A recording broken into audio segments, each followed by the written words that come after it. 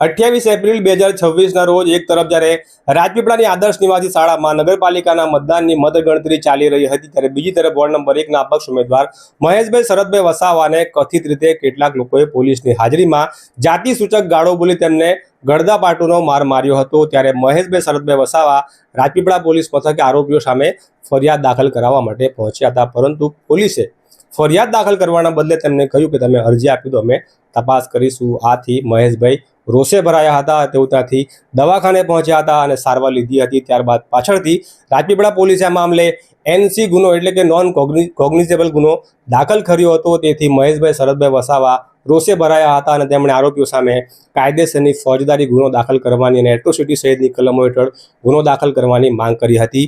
આ માંગને લઈને તેઓએ જાહેરાત કરી હતી। એ પ્રમાણે તેઓ આજે 5 તારીખે રાજપીપળાના સંતોષ 4 રસ્તાથી એક રેલી લઈને નીકળ્યા હતા।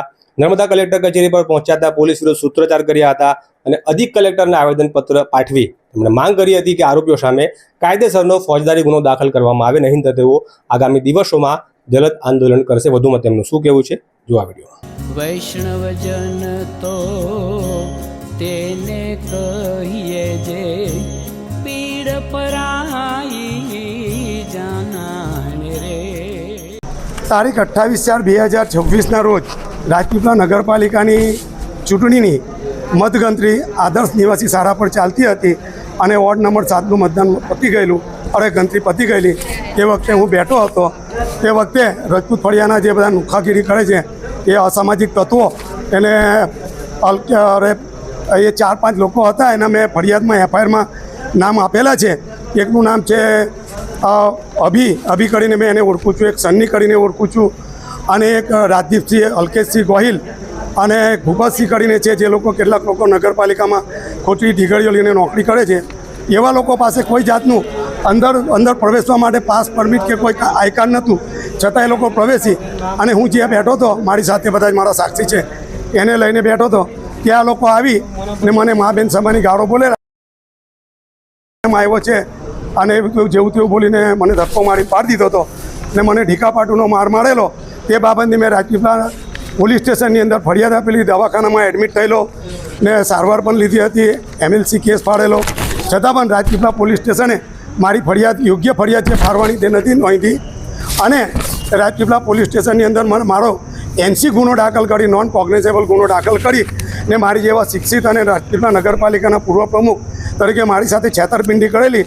એટલે રાજપીપળાની જે પોલીસ છે એનો શંકાસ્પદ રોલ છે। મને એવું લાગે છે કે આરોપીઓથી ડરે છે, એને ખૂબ જ ધાક લાગે છે અને મને આજે અઠવાડિયું થવા છતાં આવ્યો મારો યોગ્ય FIR ફાયરો નથી। હું આદિજાતિ સમાજનો છું। મને જે મારી પર હુમલો થયો છે એટ્રોસિટી એક્ટની કલમ 3, 2, 5 એ મુજબ મારો ગુનો નોંધી અને એટ્રોસિટી એક્ટ હેઠળ એ લોકોએ ફરિયાદ દાખલ કરવી જોઈએ, પણ રાજપીપળા પોલીસ ફરિયાદોથી આરોપીઓથી બીએ છે અને હું ફરિયાદી હતો, છતાં પણ કેટલાક PI અને IAS ઓફિસરની કક્ષાના લોકો મને સમાધાન કરવાની મને દબાણ કરતા હતા। શરમજનક લાગે છે મને। એ ભારતીય ન્યાય સંહિતાનું અને લોકશાહીનું એ અપમાન કરી રહ્યા છે અને જેટલા પણ આ આરોપીઓ છે એ રાજપીપળા નગરપાલિકાને ખોટી ઢીગળીઓ લઈને રાજપીપળાની નોકરીઓ કરે, તાગડધીન ના કરે એવા લોકોથી આ લોકો બીએ છે અને મારી સાથે આજે રેલીમાં જેટલા પણ લોકો દેખાયા એને આ પોલીસ કેટલીક ધાક ધમકી આપે છે, મને ખબર પડી। ટૂંક સમયમાં એના નામ હાથે મેં જાહેર કરીશ અને એના અમે બી આવેદનપત્ર આપીશ। અમને ડરાવવા ધમકાવવાનું બંધ કરો, અમે ડરતા નહીં, અમે લોકશાહીના મસીહા છીએ। એટલે અમને બીવારોનું મહેરબાન કરીને રાજપીપળાની પોલીસને અને નર્મદા જિલ્લાની પોલીસને કહું કે અમને ડરાવવા ધમકાવવાનું બંધ કરજો ને આરોપીઓને છાવરવાનું બંધ કરો। અમારી ફરિયાદ તાત્કાલિક અસલ ફરિયાદ દાખલ કરો, એટ્રોસિટી એક્ટ દાખલ કરો અને આરોપીઓની તાત્કાલિક ધરપકડ કરો, નહીં તો આવનારા સમયની અંદર અમે જલદમાં જલદ આંદોલન આપીશું। એની હું આ મીડિયા સમક્ષ આ એક બુલંદ અવાજમાં એક ચેતવણી આપું છું। મેં ચોખ્ખું જ કહી દઉં છું કે LCBના PI ચૌધરી સાહેબ રાજપીપળા પોલીસ સ્ટેશનમાં 2 કલાક સુધી મને સમજાવતા હતા કે તમે શા માટે આ FIR નોંધાવો, સમાધાન કરી દો, નાનું ગામ છે, આ ગામ છે, એવું કહેતા હતા। મેં એમને કીધું હતું કે તમને કોઈ 2 તમાજ મારે તો તમે સમાધાન કરવાના છો। એટલે આવા લોકો ખરેખર પોલીસની જે ભારતીય ન્યાય સંહિતાનો અમલ કરવાની જગ્યાએ ફરિયાદીઓને દબાવવાનું કામ કરે, એ ખરેખર પોલીસ માટે શરમજનક બાબત છે।